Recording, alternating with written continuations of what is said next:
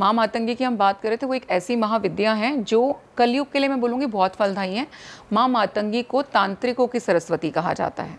जैसे आपने हमने सुना नॉर्मल सरस्वती माँ से विद्या आ रही है, नॉलेज आ रही है, एजुकेशन आपकी आती है। तो अगर मेरे को तंत्र सीखना है तो मैं बोलती हूँ माँ मातंगी से बढ़िया तो कोई हो ही नहीं सकता, क्योंकि वो साक्षात जो है तांत्रिकों की सरस्वती है। तो उनसे फ्लो होता है। जब हम लोग हमारे पास अगर प्रॉब्लम लेके आए कि हमारे पर काला जादू है या कोई जादू है टाइप में, या तंत्र प्रयोग हम पे हो रखा है, तो उसका निवारण करने का रास्ता और कौन बताएगा उनसे अच्छा? माँ मातंगी से अच्छा कोई नहीं बता सकता। और जब माँ मातंगी की कृपा आपके ऊपर होती है तो आप कोई भी चीज़ जब आप बोलते हो, आपकी वाणी में, जैसे अगर मैं कोई भी चीज़ बोलूँगी तो आप ऑटोमेटिकली मुझसे प्रभावित होगे ही होगे। मैं कोई भी लाइन बोलूँगी वो आप पे प्रभाव डालेगी, अगर मेरे ऊपर माँ की कृपा है तो।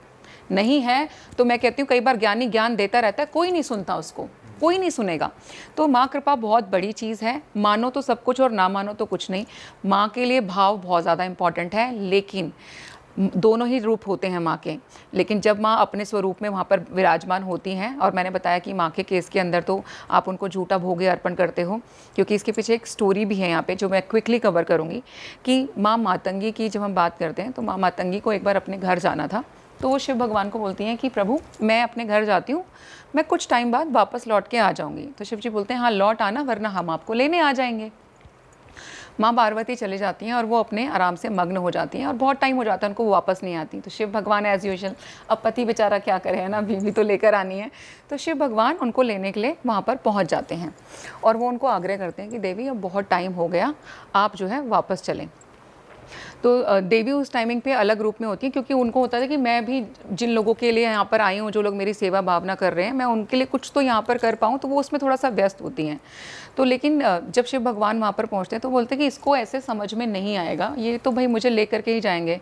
तो और वो इतनी सुंदर होती हैं टाइप में कि शिव भगवान जाते ही पहले बोलते हैं कि इनको ना थोड़ा सा उल्लू बनाया जाए टाइप में। अब वो पहले तो आई नहीं, तो शिव भगवान रूप बदल के जाते हैं माँ के सामने, और वो रूप लेकर के जाते हैं एक सुनार का, जूलर का। और वहाँ जा कर के वो माता का रूप, तो माता तो है ही सुंदर, मतलब उनकी मैं जितनी तारीफ़ करूँ, मैं सच बताऊँ तो जस्टिस नहीं कर पाऊँगी। तो वो वहाँ पे उनको डायरेक्टली ऑफ़र करते हैं काम के लिए।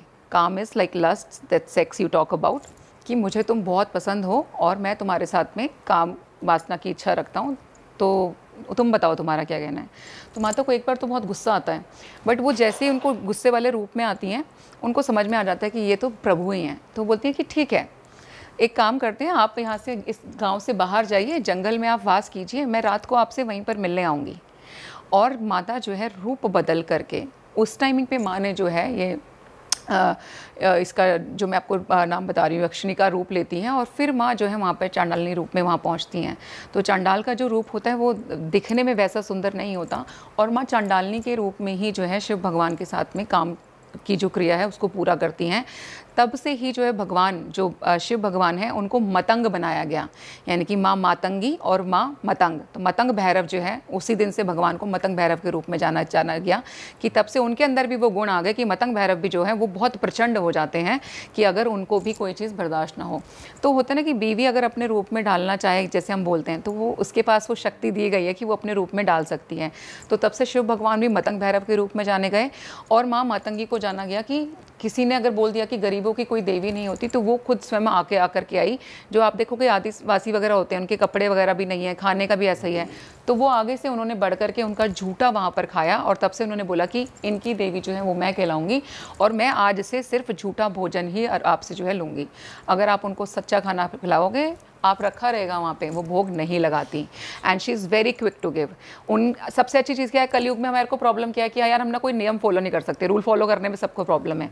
तो सेम वे में मातंगी माँ एक ऐसी माँ भी हैं जो सारे नियमों का उल्लंघन करती हैं एक तरीके से, कि उनके अपने नियम हैं। मतलब साधना अगर आप शुरू करोगे, जैसे 11 दिन की साधना है तो 11 दिन की है, 11 दिन हवन करना है तो हवन करना है, ये रूल्स फॉलो करने पड़ेंगे। लेकिन नहा धो के करो, दिया बत्ती करो, खाना अच्छा बनाओ, पकवान बनाओ, ऐसे कोई नियम नहीं है वहाँ पे। आप बिना नहाए धोए भी उनकी पूजा पाठ आराम से कर सकते हैं, और वो में हो जाती है, अलग अलग है।